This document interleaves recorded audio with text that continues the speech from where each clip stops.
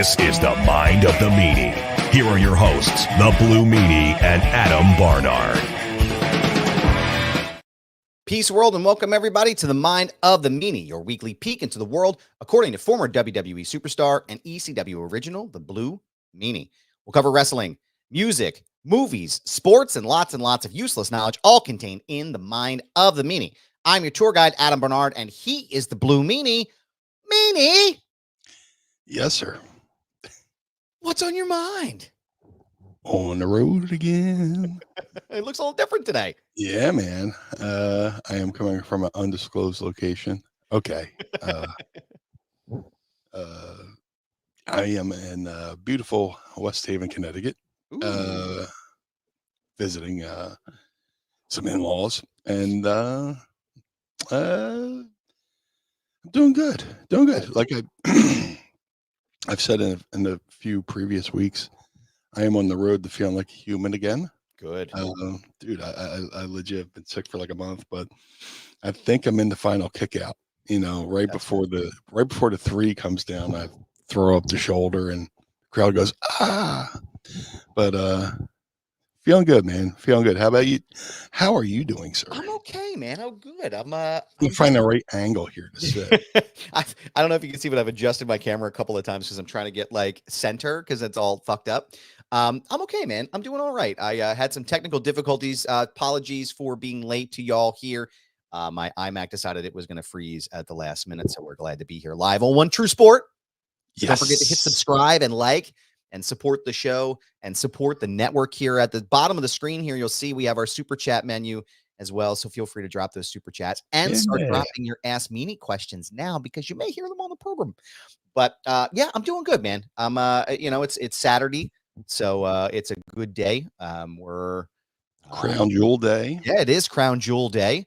We'll talk about that in a minute because I'm curious of your thoughts. Because I guess since we're live now, we can counteract that issue that we usually have where we give our predictions and it doesn't work. But I would be remiss not to start off the show and get your thoughts about some news that broke yesterday.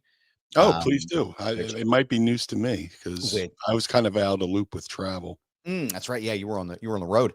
WWE announced I guess I don't know if you want to call them releases because they weren't releases, but the non-renewal of contracts for 3 superstars is Indy Hartwell, Tegan Knox, and I think for me the most surprising, not that any of the other 2 were surprising or shouldn't be surprising, but Baron Corbin is not going to have his contract released, and I wanted to get your thoughts about that. Well, yeah, I did hear about these, and technically, any release is really a non-renewal when you think about it. Mm-hmm. When I had my, I don't know. I'm speaking from like 1998 to 2000 year contract meanie here. Like when I got my release, they still paid me the remainder of the contract. Mm-hmm. Everybody goes, "Oh, you got the 90-day no compete," which, I think people mistakenly think that you don't get paid, right? But you do get paid. They pay out, at least with me, they paid me out the remainder of my contract. Yeah, it's unfortunate, especially in the I taped the match for last night's SmackDown. Yeah, and just to be released, and then Tegan, that's a surprise as well, and Baron Corbin, man, he's been there a while. I was, scrolling through the Twitter and I saw his post and I didn't put 2 and 2 together like right away. He's thanking people for supporting him. I thought it was just like a random, hey, to all the people who's been supporting me all these years, thank you. Like, yeah. I would do that randomly, but then I realized, oh man, he's they're releasing him. I'm like, oh, that's crazy. He's been there for a long time. He has a series of characters. My favorite being Down on His Luck. Yeah, bum ass Corbin. with some of the most brilliant stuff. Really cool. And, he's going to land on his feet somewhere. They all are super talented. And like I always say to anybody who's released, it's not the end of the road. Mm-mm. You know, and it's not like a farewell from WWE. The door will always be open still, you know. Yeah. It's just sometimes that sucks how the business is at times. And unfortunately, you know, the initial feeling will suck and you'll be, you know, bummed out, but eventually it'll dissipate. Yeah. And they'll, you know, once they're free to legally pursue other options, you know, the world is their ostrich, as they say in Trailer Park Boy, as they say on Trailer Park Boys. The world is their oyster, and then, you know, wherever they go, they'll be fine. You know, it's not the end of the road, especially if this is something you're passionate about and want to continue to pursue. God knows they'll make a killing on the Comic-Con circuit and the indie circuit. So, no pun intended for Indy Hartwell, but Yeah. yeah, it's crazy. That just came out of nowhere, but you know, that's the business. Yeah. It's a shame, man. It's, you know, I've mentioned on the show before here. Corbin and I we're I would say we're friends now, I think. But we have been acquaintances for a long time. We share mutual friends here in the Westchester area. And I actually just did a piece with him. I did an interview with him for the Takedown on SI.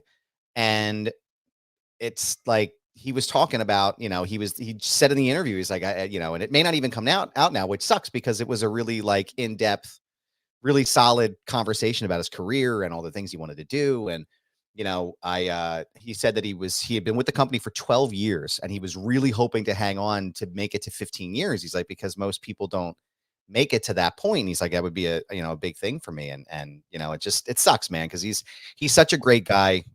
He's a versatile performer, like arguably one of the safest in the business from what I hear from a lot of people. Yeah, it's a shame, man. It's a shame for all three of them. I know that Indy, like you said, just had a match on SmackDown. She was just, I think, part of an angle or something recently with the women's tag team championships. And I think Tegan Knox just never really got off the ground after she got injured. And it's a shame. It really is. And, you know, I think knowing Corbin, I feel like he'll be back on his feet very soon. I know he has a coffee brand. If y'all want to go and support him, if you go to his Instagram page, it's called Open Air Coffee. I actually had some.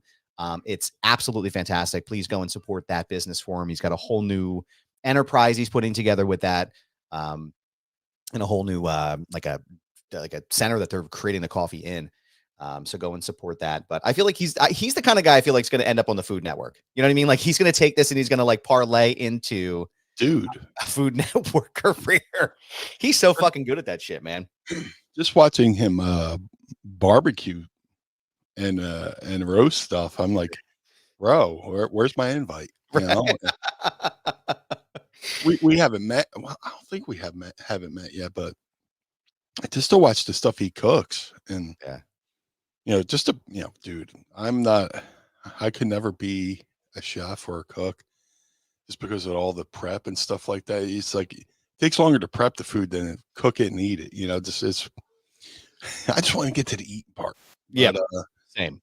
To see what he puts into that preparation and everything that goes into everything before you cook it. Yeah.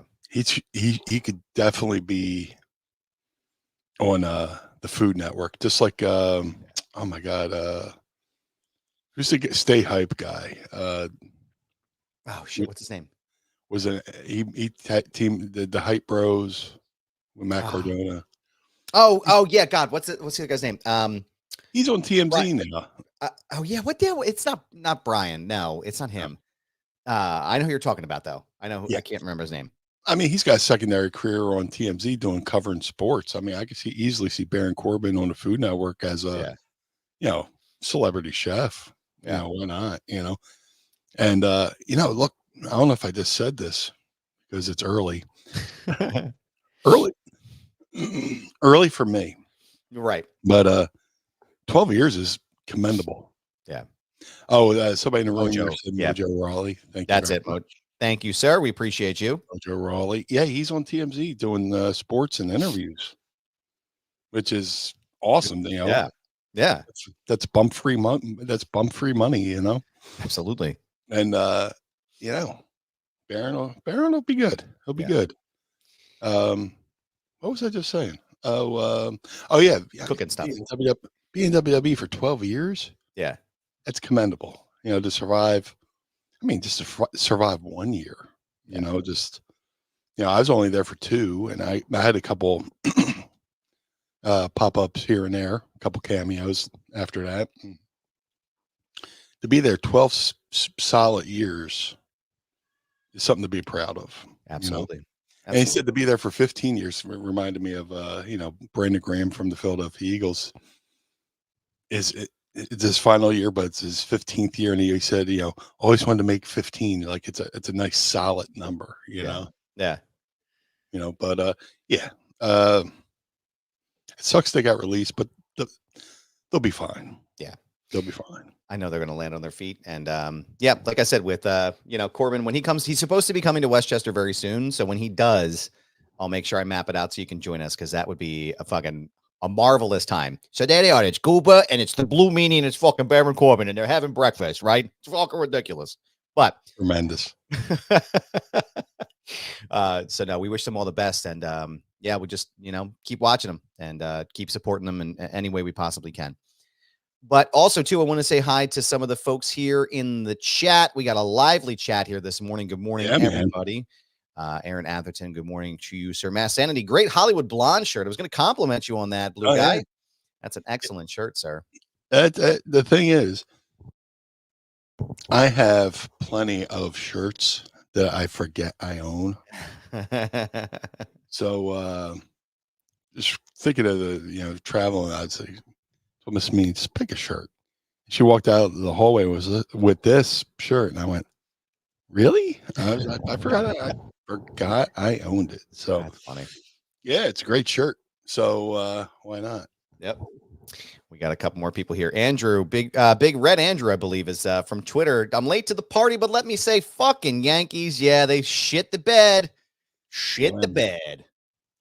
That's weird. The Dodgers took out both teams, both New York teams, the Mets and the Yankees. So yeah, they're the big heels in New York right now. Jeez. We got Stuart Henderson in the chat. Is this actually live? Yes, sir. We are live, pal. Hold on. Let me check. Yeah, I think I'm still alive. Yeah. I think so. I'm good. We have Mass Sanity's got the best response here. It was 9:42 when he posted that, and 42 minutes past the hour here on the Mind of the Meanie. Traffic report coming up in 5 minutes now for the news. Oh, I wonder. Let me check my Roadcaster. I think I have the old KYW news ticker here. Hold on. Do you really? Oh yeah, listen to this. Yeah. 50 minutes past the hour. Late breaking news. 10 minutes to 10 here on KYW Radio. Yeah. Adam Bernard here. Brian Heffron with sports. Whammy. Whammy. I was just watching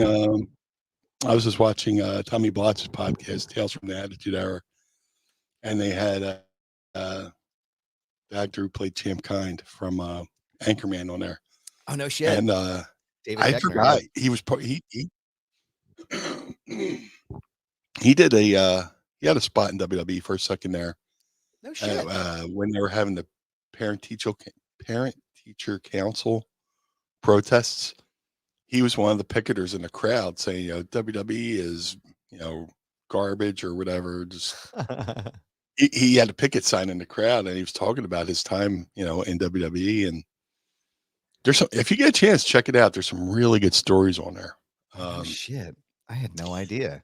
Yeah, they talk about his time at like a little sidebar. They talk about his time at Saturday Night Live, and then Tommy Blotcha, who was a writer for WWE, 99 to whenever. And Tommy Blotcha has a great story about Vince McMahon interacting with Lorne Michaels. Oh God. And how he kind of just took over the room, Lorne Michaels is there. Yeah. Yeah. Well, Vince, yeah. Yeah. Anybody who doesn't know, the whole Dr. Evil voice is Lorne Michaels from Saturday Night Live. That's correct. Yeah. And, Lauren does these power plays where like he'll have a meeting and somebody will bring him lunch and he's eating during the meeting and Vince is like, you gotta eat now. Just, What the fuck are you doing? yeah. And he said there's like one point, I don't want to give the whole story away. I want you guys to go support Tommy Bloch's podcast. It's really good.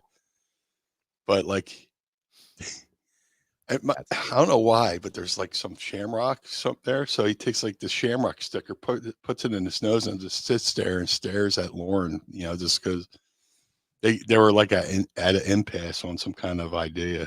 That's amazing. But just two, you know, media mega types, Lauren Michaels, Vince McMahon in the room, and it's just them with Tommy Bloch, and Tommy's like, you know.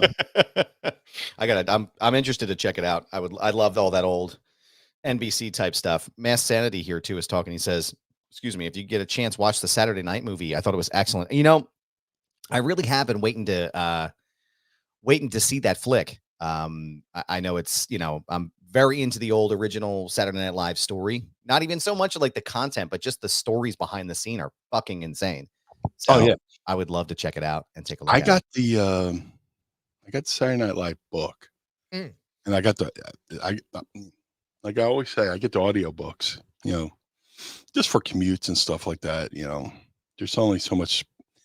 Look, I like sports talk radio, but yeah, sports talk radio is faker than wrestling. You know, just I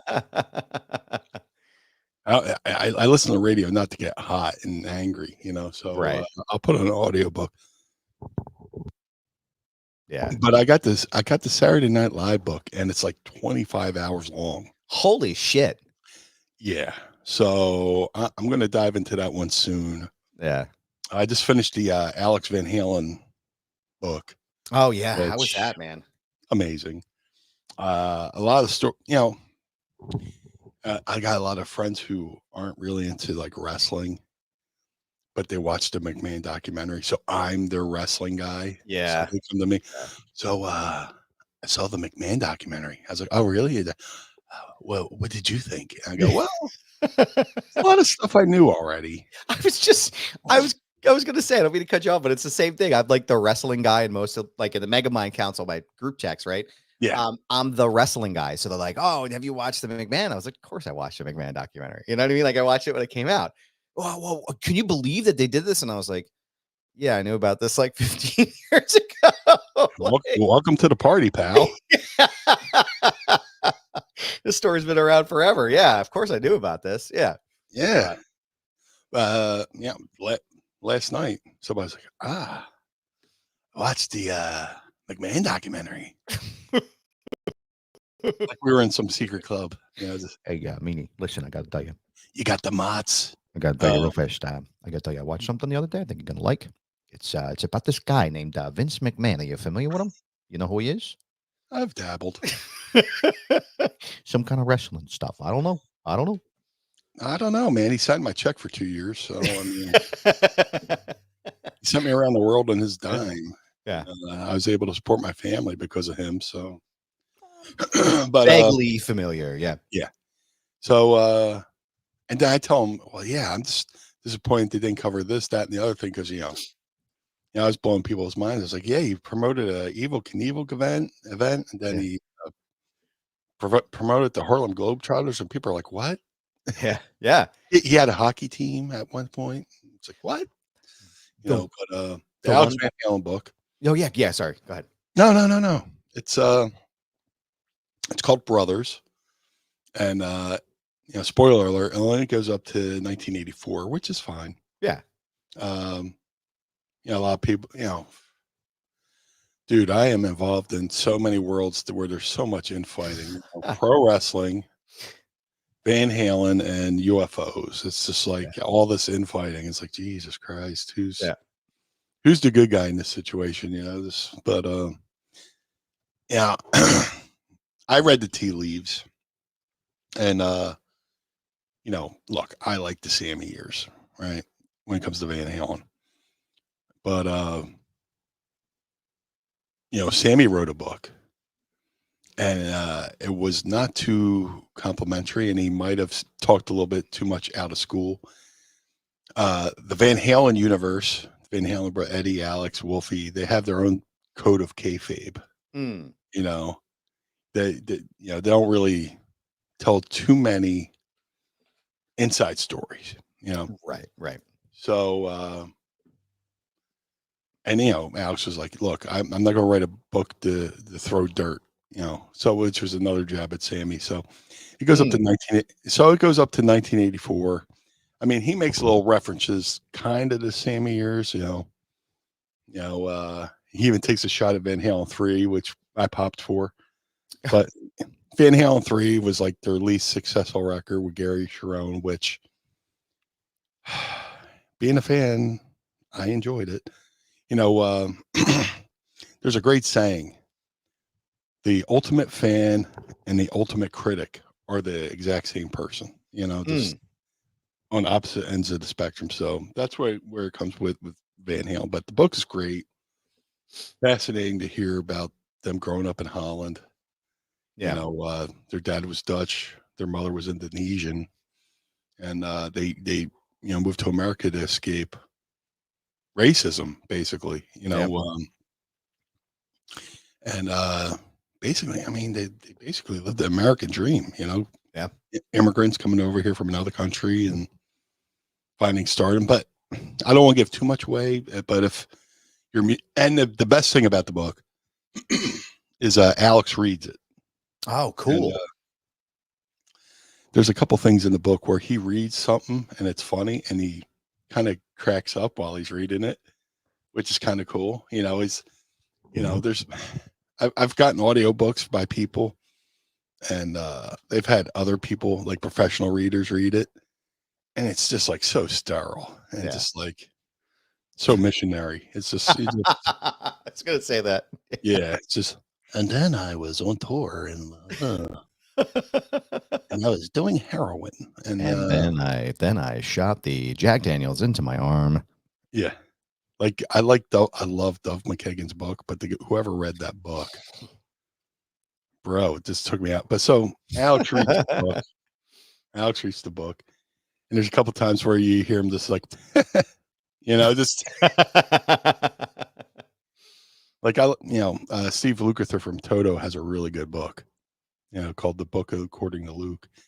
And there's a couple times in there he'll be telling the story. He goes, and then he'll say something. He goes, "Yeah, by the way, that wasn't in the book. This part wasn't in the book," and it gives you something that wasn't in the book. Like he just remembered it, that he forgot to write about it, kind of thing. But I posted a screenshot of me about to listen to it, and it's like, well, time to cry. Yeah. And there's some moments in there that are really touching. Yeah. And I highly recommend it. Alex has been doing the rounds. He did a couple book signings in the area, like one in New York, one in New Jersey, and he did like a speaking engagement in LA. Wow. And somewhere in LA, everything's LA in California, as far as I'm concerned. I'm kind of bummed I didn't go, but me and Mrs. Meanie were sitting around thinking, and we're like, you know what? We kind of had a special moment with Alex on our own. Back in 2015, Van Halen was on what was to be their last tour. We didn't know it at the time, but I had a feeling. I was like, you know what? I have a feeling this is the last time we're going to see. And I said, I think this is going to be the last time I see Van Halen in person. Yeah. I don't know what told me that. It was just a feeling. So I reached out to a buddy. I got a buddy who always, he's always catching stars. Like he always, he's always at the hotel when the NFL players are in town. He's always here. He's always, posing with people. I was like, bro, you just tell me where Van Halen's going to be, please. Just give me the heads up, man. Yo, give me the dirt. Give me the dirt. So he's like, they'll be at this hotel. I'm like, all right, thank you. So I went, I marked out. I was like, I'm gonna go down there, hang out, see what I could see. Yeah. So me and Mrs. Me go down there, and lo and behold, there's their tour bus, and like they got Eddie's got had a dog. I forget the dog's name, but there's a photo of Eddie's dog in the window. I was like, so that, yeah, that's their bus. So we're just hanging around, and I guess we got there way too early. Yeah, But I didn't give a shit. Just in case Eddie wants to run out and get some coffee or whatever. I don't know. But I started recognizing people. His guitar tech came out for something, and then his second wife Janie came out. And I was like, I was like, I don't want to be a creep, even though I'm familiar with his guitar tech. I could have just made it. I wanted to make it like a plea, like, hey, look, I'm not a psycho. I don't want anything. I don't want anything signed. I just want to shake a hand. right. So time comes by, a crowd starts gathering. I guess other people figure it out. Now these people are like autograph hounds. Yeah. They want stuff signed. They want stuff signed so they could sell it. Kind of like all the wrestlers talk about when they go to the airport and there's people there with a stack of 8x10s kind of thing. Mm-hmm. So I'm like, dude, I just want to shake a hand, take a photo, and they put up this little barricade like the hotel does between this on the sidewalk, so they can walk to the bus and not be bothered. So Wolfie comes out. Wolfgang Van Halen comes out. I'm like, oh, yeah, So I casually walk towards the barricade, and Mrs. Meanie has her camera phone. I was like, hey, take this picture. And I casually just walk around. I was like, hey, can I get a pic? And he goes, oh yeah, sure. I put my arm around Wolfgang, take a photo. So I go back to the other side of the barricade. Now we're waiting for Eddie to come out. Eddie, whoever, Eddie comes out and goes, hey, sorry guys, we're late. We got to go, blah, blah, blah. He hops on the bus. Yeah. So we're sitting there and the bus takes off and guy comes out. He goes, look, Alex Van Halen's going to come out. He's going to sign one item each. I'm like, fuck, I don't want anything signed. Yeah. Let me take a photo. And he's like, you're going to be signed with my pen. He had a black Sharpie because I guess in the autograph world, different color markers means different things. Like blue is like the preferred color for autograph 8x10s. Like green is kind of like ruins it or whatever. I don't know. It was explained to me a while ago, but he'll sign this, blah, blah, blah. I was like, fuck, what do I have? And I had my ticket for the show that night. So I take my ticket out and he comes down the line. I go, I love you, sir. And he looks up and smiles at me and he signs my ticket for that night. So the last time I ever saw Van Halen, I have I hate that it's a printout, but it's the printout ticket. You print on signed Alex Van Halen's. And then Mrs. Meanie got like something on her bag signed that she had hand painted and stuff like that. So we weren't planning on getting, autographs. We just want photos, but it was pretty cool. That is pretty cool, man. That is, I know. Well, and I'm bummed I missed the book signings, but yeah, I still have my own story of how I just one day just wanted to go down and meet him and met him. Yeah. I know we don't do guests here. Yes. But suppose, because we know, Alex Van Halen is a fan of the show. So if you're listening, Mr. Van Halen, if I may call you that, sir, Alex, to be more Reverend Al. Yeah. He married Eddie and Eddie's second wife. He's an ordained minister. Shit. Hey, listen, good Reverend Pastor. Yeah. Come and see us. You're welcome on the show. Padre. Yeah, yo, Padre. We got a lot of Van Halen stuff going on in the chat here, which I fucking love. Nice. Let me go back here. Also, too, I wanted to wanted to talk about, you touched on the Vince McMahon documentary. I wanted to touch on something that you mentioned about things that people don't know that Vince McMahon did. I'm pretty sure we've talked about this before, but the camera technology that you see in the NFL with the cameras that come from like the wires that do the big spider cams, the spider cam, Vince McMahon actually created that technology. He actually created that shot, and the NFL bought either they licensed it from him or something, which that blew my fucking mind because it was it was innovative for the XFL. When the XFL went out of business, the NFL saw it and they were like, hey, we really like this. We'd like to use this. And that's all because of Vince McMahon, which is absolutely insane. Let me see here. Let's go back and find some stuff here. A lot of people talk about Mass Entity says if the Van Halen book goes up to 1984, that means there will be a follow-up. Yeah, Hopefully. You're probably Hopefully. right. Alex has alluded to a Van Halen biopic as well, Ooh. and talked about going into the vaults. Oh man. You know, if you get the audiobook was supposed to come with an unfinished piece of material called Unfinished, which is the last piece of music him and Eddie recorded together. Wow. And then the day of the book, he just released it, to the public, and it's really good. It's an instrumental. And it's really good. And it's called Unfinished. So if you go to van/halen.com, it's right on there. That's crazy. I'll have to check it out. Yeah. Ken Terminated DQ. We were talking about Saturday Night Live. And he said, I wish there was a biopic on In Living Color. I think it's 100 times better than SNL. Honestly, I would love to see the behind the scenes story and the history of In Living Color. That was absolutely one of my favorite shows growing up. Really enjoyed that. The Wayans brothers actually are back in the news now too. They're back with the Scary Movie franchise, which is super fucking dope. I'm a big fan of the original Scary Movie, so I can't wait to see that. What else is going on here? Let me see. Oh, Anthony Manzano says, I think he meant to say singer. I prefer the original singer for Van Halen, which is David Lee Roth, to be honest. I understand Sammy brought out certain things in the band's music because of his voice. I mean, yeah, like Meanie said, it's like Van Halen. Yeah. The Dave years were high school and the Sammy years were college. Yep. Basically, just Dave quit the band. What were they supposed to do? Oh, well, let's pack up to shop now. We're no longer musicians. And when they were doing Van Halen 1, Ted Templeman hated Dave's voice. The guy who signed him, the guy who produced him, hated Dave's voice. And for Van Halen 1, Ted Templeman almost got Sammy Hagar for Van Halen 1. No shit. Yep. Wow. Ted talks about it in his book, and Alex brought it up in the book. Whoa. He just didn't like it. Didn't like Dave's voice. He didn't come around to Dave's voice till they started doing Van Halen 2. Wow. Yeah. Holy shit.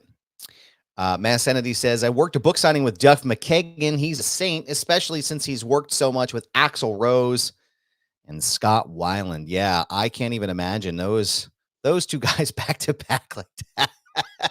Sweet jumping Jesus. So here's a story real quick. I was on a flight from LA to Colorado. I was going there for a couple days. I'm sitting on the plane, and I don't know if you're familiar with him, but comedian Robert Schimmel walked on the plane. A huge Schimmel fan, right? I'm like, oh shit, there's Robert Schimmel. I ain't gonna bother him. We get off the plane. I go to the bathroom. He's in the bathroom with me. All right. Yep. Still not gonna bother him. Right. Flying back from Colorado to California. Who comes on my plane?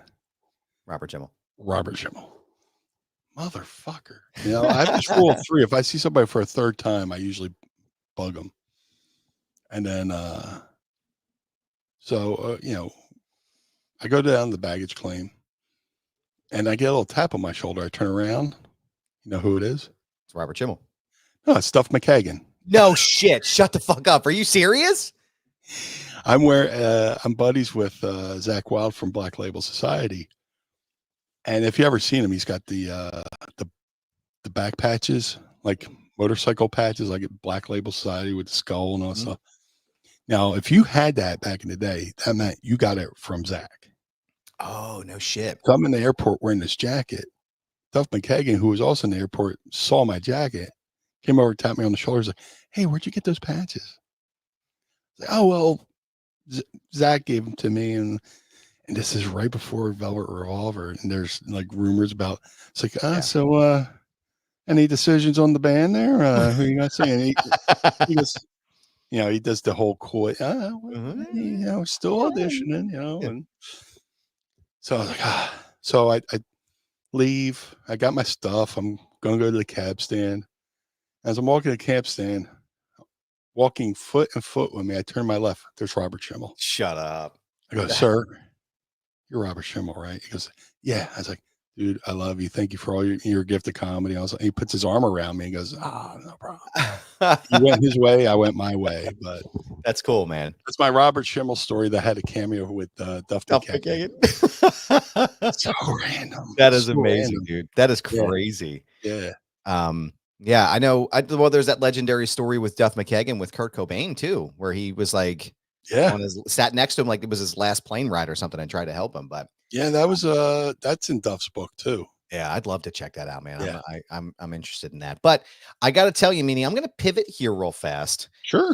Because we have a lot of questions today. We've had an explosion of questions, if you will, baby. Yes, and sir. An explosion, like not like that, sir. A good explosion. So I'm going to get us started now. I'm going to get us started now on this with a question for you, sir. Oh, what's that? Are you ready to ask Meanie? I would love to. It's time to ask me anything. Ask me something. Now, as always, don't forget to ask us your questions using the hashtag AskMeanie, and you may hear them on the program. We got a lot in the group here. So thank you all for dropping your questions. And I don't have seltzer today, but you know. Oh, hey, I was going to say, I got one here. If I drink too much, I'm going to pee myself, but I got one of these cheap shit from the Aldi, the Sparkling Frost Pink Grapefruit. So I'm going to crack this for both of us here in 3, 2, 1. Drinking for two. So good. Drinking for the both of us. Pinkies up. All right. We got a lot here. I'm going to start with a Twitter question because, as you know, we don't fucking call it X. That's stupid. That's stupid. Dear John says, Meanie, would you be interested in selling custom-made ECW word art prints made up of names of iconic ECW wrestlers? Here's a picture of some that I've made from local sports teams. I've always wanted to make ECW and maybe old school WWF ones. That's fantastic. I mean, would I be interested? Sure, but I'm sure the wrestlers whose names were on there would probably want some kind of royalty or whatever. So, yeah. I mean, feel free to make it yourself, but for me to sell it, you know, everybody be like, "Oh yeah, where's my cut?" knowing other pro wrestlers, you know. Yeah. Meanie benefiting from the boys. You know. Yeah. You know, the fantastic idea. Yeah. And if you made one, I would gladly, you know, help you promote it. You know, say, hey, check this guy's art out. But for me to sell it, it would just be a little taboo. You know, people shaking me down. I want my $2. Yeah. Like the kid from my $2. The kid from Better Off, the $2. And I can't wait to shave this fucking mustache off. I can't wait, man. I was gonna say I could see you getting a little antsy there. It's the last weekend, so you know it's for Halloween, and we're gonna do a Halloween thing tonight. So nice. It'll come off shortly. I have a message here in the group chat. From an old friend of ours. An OG Pod Squad member, sir. Hashtag Sorensen level is here today. James Sorensen, man. Holy shit, man. Good to see you, pal. Are y'all having? It's been a long time, man. Welcome back. Sorensen level. That's right. Hashtag Sorensen level are one of our earliest supporters and one of our top supporters. Honestly, we really appreciate you, sir. Yeah. Are you all having an incredible day? So far, yeah. It's early. Yeah, it's early. I think it's going to be a good day, but other people might have some say in it. But thank you, little Jimmy. We appreciate you, Jimmy. Thank you for joining us. It's good to see you, my friend, as always. Don't be a stranger, pal. Come back and see us, man. Twitter user Parmy wants to know, do you play any musical instruments? Damn it, if there's a question mark on the teleprompter, Burgundy will read. Yeah. No. I was trying to think of something funny, you know, related to farts, but I couldn't quip that one up fast enough. So I don't play, dude. I tried, you know, at one time I tried playing guitar. One time I tried playing bass. to new success. So, but no. Yep. If I sing, people tell me to shut the fuck up. Yeah. Twitter user CMJ wants to know at CM Johnson 77. Ever hear anything from the Beatles for using the Blue Meanie name? That's a great question. Yeah. Well, the term Blue Meanie is kind of public domain. They didn't create the name. The term Blue Meanie relates to it. Well, in England, related to the police, the Blue Meanies. So that's what they would, the if you're in England, the cops were considered the Blue Meanies. And then I later learned when I was over in England that there was a certain type of currency that was blue, colored, and during the lean years, people were like, "Oh, I'm down to my last Blue Meanie," So I have Blue Meanie trademarked towards professional wrestling entertainment. So, two totally different. And there was a band called the Blue Meanies, punk band, Blue Meanies. There's been a record store, the Blue Meanie. I think it was called the Blue Meanie. It's in California. I have so many Blue Meanie bumper stickers from other things that are called Blue Meanie. So, I can't say I'm the only Blue Meanie, but the Beatles certainly didn't create it. Also, we got to give a shout out to fan of the show, Robert Downey Jr. as well, for mentioning you by name in Avengers Endgame. I know that was a big deal.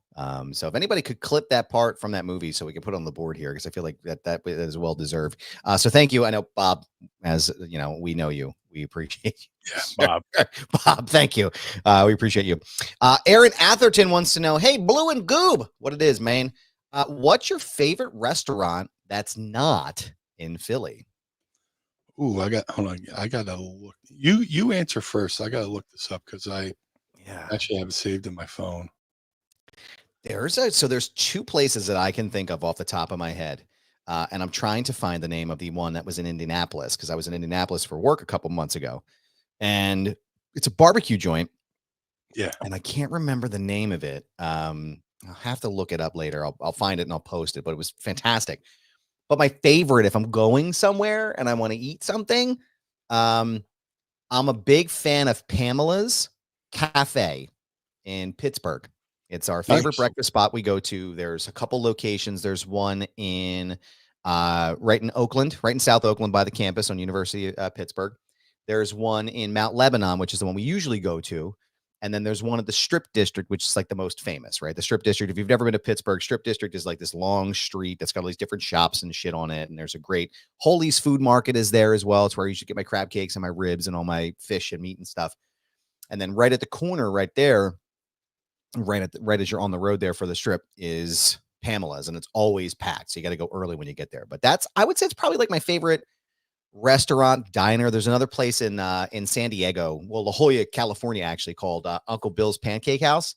Fantastic fucking stuff, man. That's I would say those are probably Pamela's, though, is usually my go-to answer. What's yours? There's a place in Cherry Hill called Amy's Omelet House that's amazing. Yeah, go there for breakfast. They're only open until like maybe 2 p.m., but they make a amazing breakfast. New York, there's a place called Vincent's. On 119 Mott Street. I liked it so much. A screen grab. So I didn't forget where it was.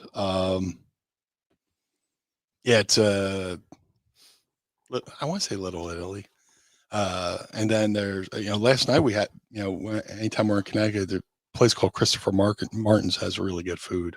Nice. In New Haven. So had some good, we ate there last night and had some good food. But yeah, I wish I didn't have such an aversion to driving in New York. Yeah. Like I don't hate New York. I hate New York traffic. New York traffic sucks. I've literally I've turned down bookings. Hey, I got this show on Long Island. I was like, I'm busy that day. Busy doing anything but driving in Long Island. Seriously. Nothing against Long Island. I don't hate Long Island. Great people in Long Island. Birthplace. home of Mick Foley. Yep. None against, hate driving there. Yep. Aaron, Aaron. a drive that should take an hour and a half, 2 hours takes about 5 fucking hours. It takes fucking forever, dude. Forever. And hate it. People go, "Oh, Meanie, you're so chill. You're so relaxed." You haven't seen me in the car. Mm-hmm. Yep. I have a buddy who, is like, we're driving somewhere and I just had a driving moment. They're like, "Oh my God, I've never seen that side of you." Yeah. Oh. Oh my. I do declare. I would never. Oh, never. I have never. Aaron Atherton says we You got never will with a face like that. we've had some pretty good. Aaron says we got some pretty good barbecue places here in McMinnville, Tennessee. Actually, thank you for reminding me. There's a great place in Tennessee outside of Nashville called Martin's Barbecue. It is fucking amazing. If you ever are in that area, I think it's down in the Franklin, Tennessee area, which is right outside of Nashville. Nice. It is super good, bro. Let's see. That's my last thought on that one. Got a couple more questions here. That's all I gotta say about that. That's all I gotta say about that. Mass Entity's actually got 2 questions around at the show here. Meanie, did you have many interactions with Vince during your time in WWE? I know about the one you've told before with seeing him before the JBL match. But did you have any other ones? And when ECW invaded Raw, Mm. which he brought my name up like a couple, like there's like a melee at the end of Raw, and he's like, he's saying to Joel and Lawler, you think the Blue Meanie's gonna come out here or something like that? I was like, what the fuck? He was always good to me. He was always kind. He was, I remember, I forget where we're going, but I think we're driving somewhere in North Carolina and pull up the hotel at the same time. Ha ha, Meanie. Meanie and I'm not Meanie. It'd be Vince and Stephanie, pulling out their card to check in the hotel, me and Al, and hey, how you doing? Just stuff like that. Just always, smile, always, hi, how you doing, pal? This kind of thing, and I guess because I never really bothered him, but maybe I should have. There's so many times where you hear people waiting outside of Vince's office, and I was like a new kid there, and I didn't really want to rock the boat. And, like, excuse me, what about me? What about me? What? And I, going there, you make the mistake. You think, I'm going to WWE. They're going to have everything drawn up and storyline. Mm-hmm. Didn't realize how much they allowed you to make have your own input. So a lot of times I should have pitched things, but our interactions were always good. Meanie, you have my word. If you have my word, you have my word. Yeah. There's days I walk around and I'm just like, Meanie, you have my word. Like, what the fuck is wrong with you? It's my Vince McMahon impression. I'm working on it. Yeah. Last question from Mass Sanity. If the Gary Sharon album was put out and had gone by any other name other than Van Halen, do you think it would have been more successful? Maybe if it was called something else and labeled a super group. It's a great question. Oh, that's an excellent question, and I 100% agree. Like, if they called the band something else while they had Gary in there, and there's 2 things about the whole Gary Sharon era. They should have called it something else. Yeah, it's kind of that whole album was kind of like Eddie's solo album, but Gary was singing, I mean, there's songs on there, there's one song on there called Once that easily could have been the Peter Gabriel song, just wow. Eddie was just, experimenting. And the other theory that I've heard, it's not my original theory, but I agree with it. They should have just went out and toured before they even made an album. Just go out and tour, gel a little bit, because I heard that they went back in the studio for a second album with Gary, and the material on the second album was going to be pretty good. Interesting. And the record label went in a different direction. Wanted to go in a different direction, and Gary got dropped. But and then fucking Alex dropped the bombshell a couple of weeks ago that they were planning on doing a Van Halen album with Ozzy. Whoa. And like the Rolling Stone, there's a Alex Van Halen interview in Rolling Stone where Alex says, yeah, we're going to get together with Ozzy and do an album. And they reached out to Ozzy's people, and Ozzy's like, yep, we're planning to go in the studio and do it. But then the TV show The Osbournes happened. No shit. It was that timeline. Yeah. They were about, I mean, why not? Yeah. Fucking, Ozzy already played with, legendary Randy Rhoads. Why not play with Eddie Van Halen? Wow. And they knew each other. Van Halen opened up for Black Sabbath, and on the during the Van Halen 1 era. Yeah. So yeah, dude, to hear what Ozzy and Van Halen could have done together would have been amazing. Yeah. Oh my God. Hearing Ozzy sing "Running with the Devil." Shoo. How great would that have been? But that fucking show, The Osbournes, I hated that thing. Yeah. Yeah. Oh my God. Dude, fucking oh my God, Ozzy's kid, son. Jack. He did a proper documentary on Ozzy, and they talk about how they hated doing that show, The Osbournes. I can imagine. Yeah. If you ever get a chance to check it out, I think it's called God Bless Ozzy Osbourne. Yeah.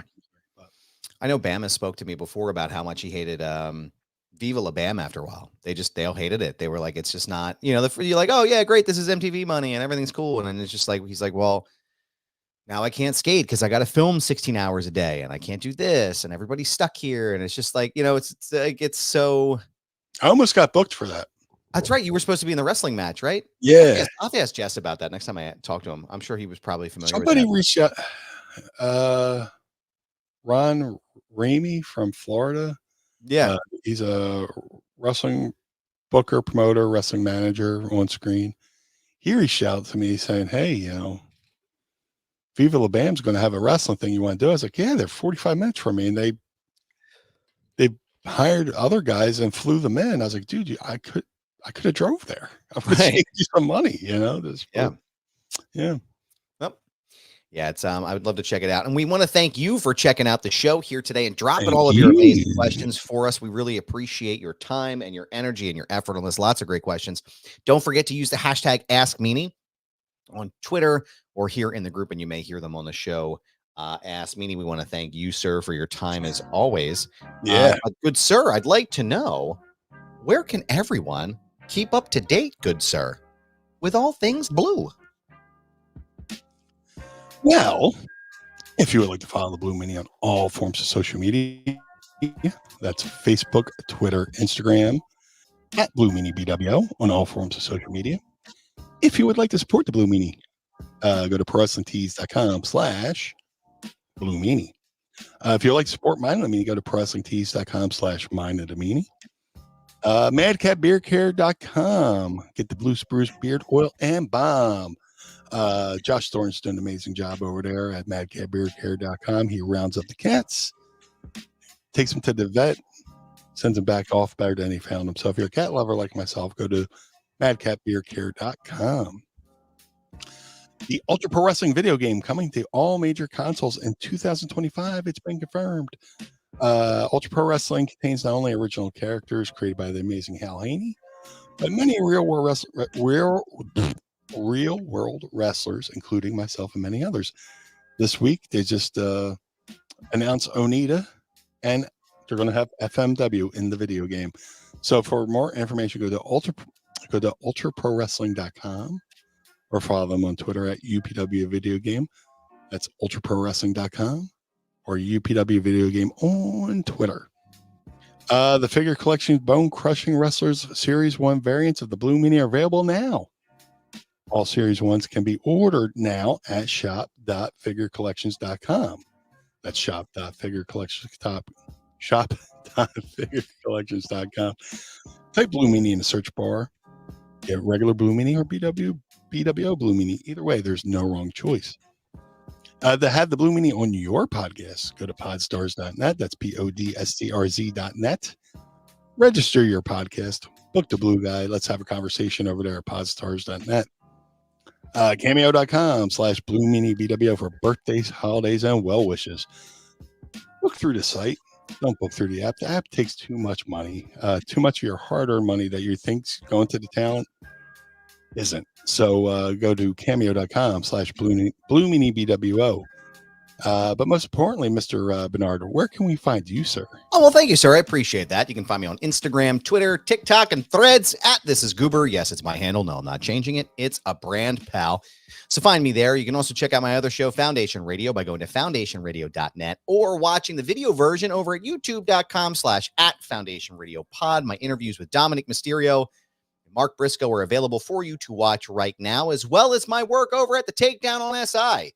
By going to the Takedown YouTube page, go to, I believe it's youtube.com/@The Takedown on SI. So go over and check that out there. My interview with Tiffany Stratton right before Crown Jewel is up now. Lots of great feedback on that. Also, my interview with Tony D'Angelo, the North American champion, is available right now. So go check that all out and keep up to date with all of my work there. Go to the 10th Ward Barbershop in downtown Lawrenceville, on the outskirts of Pittsburgh, Pennsylvania. The homies Kane, Jordan, and the rest of the team are ready to cut your hair and make you look good. Meanie, I want to show you this real fast. Sent me something cool recently. Sent me another piece of swag from the shop here, which I proudly rep at all the events here. A nice new shirt from the guys at 10th Ward. There's probably a handful left, but you want to get your hands on it, go to the 10th Ward Barbershop at 10thwardbarbershop.com. Go to the Feinberg Method, feinbergmethod.com. Use promo code Goober and save 20% off of your entire purchase. My trainer, Brad Feinberg, is ready to help you with your physical and mental well-being. So go to the feinbergmethod.com. ProWrestlingTees.com/Mind of the Meanie. ProWrestlingTees.com/Foundation Radio. Pick up a shirt. Keep the lights on at the Casa de Meanie and the Barnard Home for wayward and troubled youth. Don't forget to support our friends at One True Sport. Our friends here that let us host our show live for you each and every week. They got a lot of great t-shirts over there. Bruiser Brody is now a part of it. One of my favorite t-shirts that I've purchased recently from the homie Arn Anderson is there. Plus, we might be working on some stuff for you as well. So keep tuned. We don't know. Maybe. We'll see. We will see. I don't know. So go check it out there. Pick up a shirt at onetruesport.com. Don't forget to follow us on all of our socials. At Instagram and Twitter at Mind of the Meanie. Go sign up today to become a part of the Pod Squad, patreon.com/Mind of the Meanie. Go and follow us and subscribe on YouTube at youtube.com/@Mind of the Meanie. We appreciate you all being here today, and we appreciate you being a part of the show with us. Meanie, I want to thank you each and every week for being with us and for being with us remotely this week too. It's we really appreciate that. Thank you. Don't forget to check out Meanie on ad-free shows. Mornings with Meanie coming up very, very soon. Go ahead and check that out. We would love to have you and meet you over there. So for the Blue Meanie, I am Adam Bernard, joining us again each and every week as we take a trip through the mind of the Meanie. Peace. Blue World Order.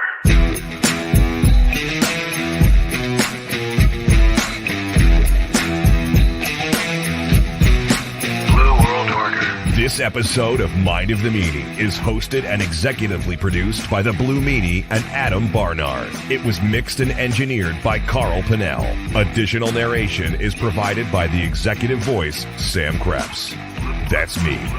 Our intro music was performed by the Swamp Candles. Our outro music was performed by Chikara. Additional musical accompaniment is performed by Enrichment. Follow us on Instagram and Twitter, or X or whatever, at Mind of the Meanie, and become part of the Pod Squad by going to patreon.com/Mind of the Meanie. Find our entire show archive at mindofthemeanie.com. This has been a Butts Carlton media production.